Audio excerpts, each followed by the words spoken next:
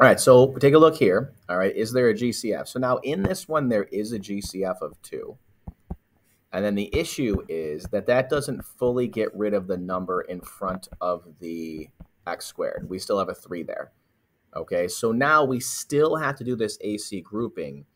If I didn't pull the 2 out right now, I would need to pull it out at the end. There would be a GCF inside of the parentheses at the end. So I'm not huge on needing to pull this GCF out right now, but it's easier if you pull any GCFs out first. It just makes everything easier. So now I'm going to deal with just this thing inside of the parentheses. I have to take care of that.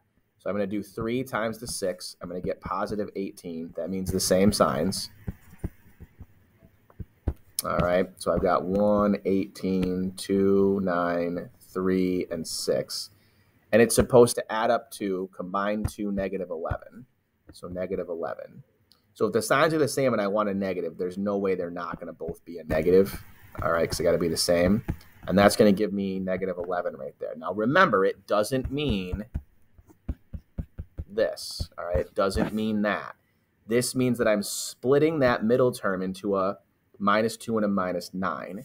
So I have, or minus 2x and a minus 9x. So I have 3x squared, and I have plus 6 at the end. And I got a 2 and a 9.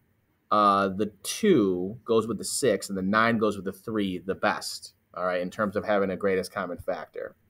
So minus 9x minus 2x. Then I'm going to go ahead and group this. So there's my first group. There's my second group. First group has a GCF of 3x. And I get 3x times x minus 3. Second group, it has a negative in front of it. So that means negative in the first term. It means I need to definitely divide by a negative, and they have a greatest common factor of negative 2.